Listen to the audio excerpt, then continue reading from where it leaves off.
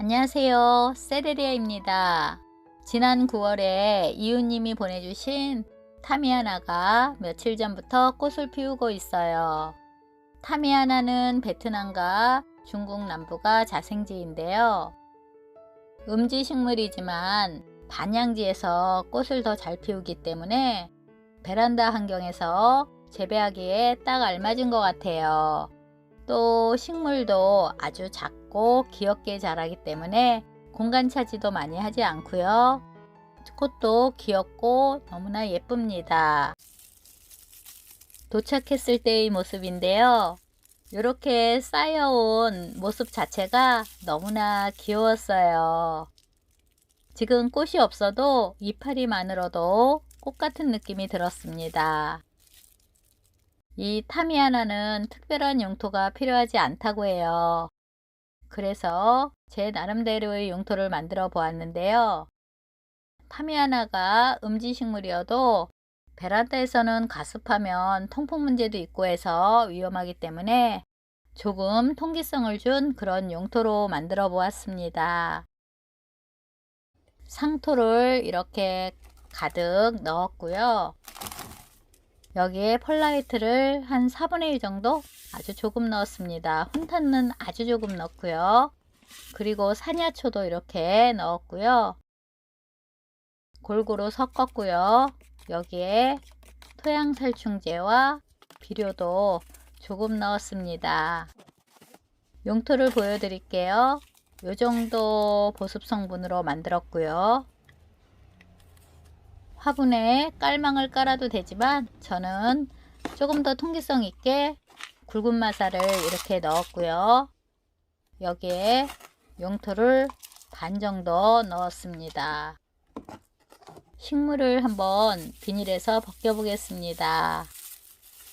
이렇게 비닐을 벗겼더니 키친타올에 물이 묻혀져서 쌓여 있습니다.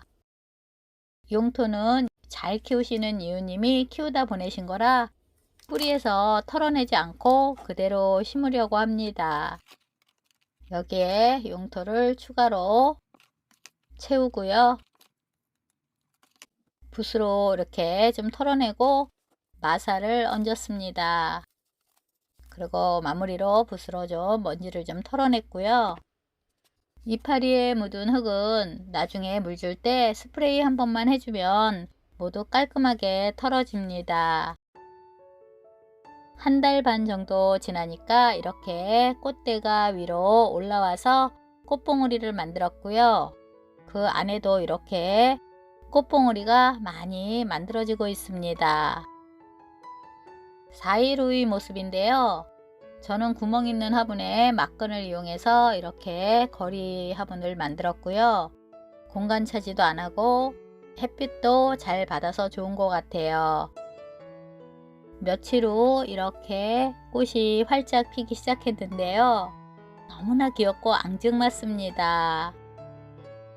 꽃잎 속의 보라색 무늬도 너무나 예쁩니다.